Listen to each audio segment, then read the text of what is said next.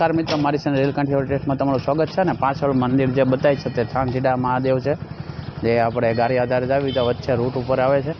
અને સાંઢેડા મહાદેવમાં અહીંયા એક જગ્યા છે ને, જગ્યાની અંદર એક થાબડી પેંડા, બહુ મોટું એવું નામ છે બાપજીના પેંડા.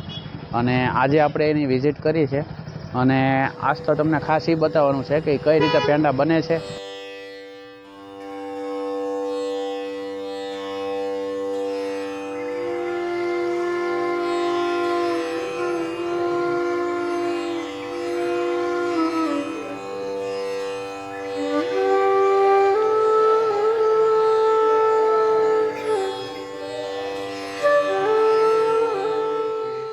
આપણે આવી ગયા છીએ બાપજીના પેંડા, જે સૌ પ્રથમવાર થાબડી પેંડા બનાવનાર અને જે થાબડી પેંડા લાવનાર છે.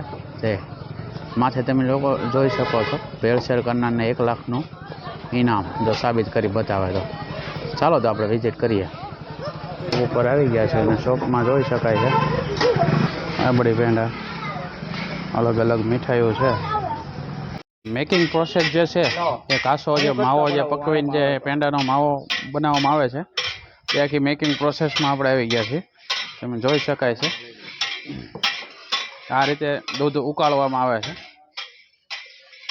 કેટલો સમય લાગે છે આપણે આ માવો બનાવવામાં?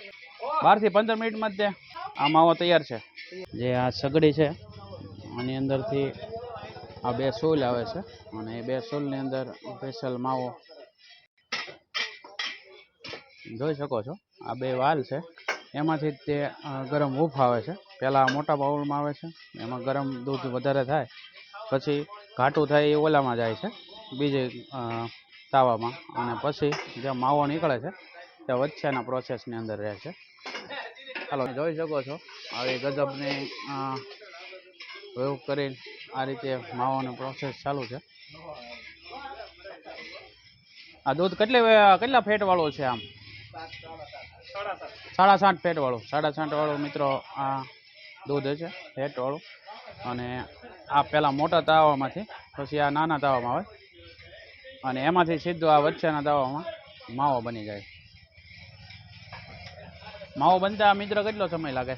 15 મિનિટમાં ગાન કરી જાય. 15 મિનિટમાં એક ગાન થાય. તો હરેશપુરી બાપુ આપણી સાથે છે. અને હરેશપુરી બાપુ, જય મહાદેવ. ઓમ નમો નારાયણ, જય મહાદેવ. અને હવે આપણે જે બાપજીના જૂના પેઢી કેવી છે, એક તમારી જૂની પેઢી, જૂના થાબડી પેંડા લાવનાર તમારા? હા, મારા દાદા. તમારા દાદા. તો હવે જે તમે પ્રોસેસ કરો છો માવાની દૂધની, તો એ કઈ રીતે બને છે એ મને સમજાવો. આ પ્રોજેક્ટ બિલકુલ નેચરલી છે. ઘરની ભેહુંનું દૂધ બાળી અને બનાવીએ છીએ અને સારી ક્વોલિટી લોકોને આપીએ છીએ. તો આ જે મેકિંગ છે અહીંયા આમાં કેટલી વાર લાગે છે? આ દૂધ બાળતા 15 મિનિટ થાય છે. 15 મિનિટ. અને બાજુના તાવામાં એ બંનેમાં એક સરખો જ હોય છે. બરોબર. જે ઘાટો થતો જાય, હા, એને નેચરલી દૂધ જ બાળવાનું હોય છે, એમાં કોઈ વસ્તુની મિલાવટ હોતી નથી. હા, આની અંદર હા નાખતા જઈએ અને આ રીતનો રેડી કરતા જઈએ છીએ. આને થાબડી કહેવાય. હા, પ્યોર બળેલી. હા, પ્યોર દૂધની જ છે. સવારમાં 100-150 કિલો, રાતે 100-150 કિલો. 300 કિલો માવો રાતદીનો થાય છે. હા હા. આ બધું દૂધ સારી ક્વોલિટી અલગ અલગ તમારા તબેલામાંથી આવે. હા. તો હવે કારનું જે દૂધ ઉકળતું હતું તે માવો અત્યારે હવે કમ્પ્લીટ થવાના આરે છે. તમે જોઈ શકાય છે કે ધીરે ધીરે તે ઘાટો થતો જાય છે અને 2 થી 3 મિનિટમાં કણી પડવા મળશે માવાની. જોઈ શકાય છે ધીરે ધીરે કણી પડતી જાય છે માવાની. આ બધું મેકિંગ પ્રોસેસ મિત્રો લાકડાની અંદર થાય છે, લાકડાની ભઠ્ઠીમાં. તો હવે તમે જોઈ શકો છો પહેલાં કરતાં ઘણો ઘાટો માવો થઈ ગયો છે અને હવે જે તાવેથો છે એ ઝડપથી ફરવા મળ્યો છે, કેમ કે માવો ખોટો દાજે નહીં અને એકદમ હરખી કણી પડે. તો હવે આમ મિત્ર માવો તૈયાર થઈ ગયો છે. તો હવે એ માવાને કાઢી લેવામાં આવશે. આ રીતે આખી પ્રોસેસ છે, જોઈ શકો તમે. અને ઓલામાં નાખી દેવામાં આવશે. આશરે કેટલા કિલો જેવો બન્યો છે? 3.5 કિલો. કેટલા દૂધમાંથી? 10 લીટરમાંથી 3 કિલો બનાવવામાં આવે. જોઈ શકાય છે આ માવો આપણે જે અત્યારે બનીને કાઢ્યો તે માવો છે. તો ચાલો મિત્રો, આપણે જે બાપજીના જૂના જે કેવી છે પેઢી, એ પેઢી ઉપર આવી ગયા છીએ, બાપજીના પેંડા. તો અહીંયા આપણી પાસે પરીક્ષિત પરી બાપુ છે, અહીંયા જે દુકાનના ઓનર, અને અહીં પછી અમારા કલ્પેશ પરી બાપુ. તો જય મહાદેવ. તો આપણે કેટલા વર્ષ જૂની શોપ છે? આપણે 15-17 વર્ષ થઈ ગયા છે થાબડી પેંડામાં. બરોબર. અને બધું પ્યોર માવાની આઈટમ, પ્યોર દૂધના માવાની આઈટમ.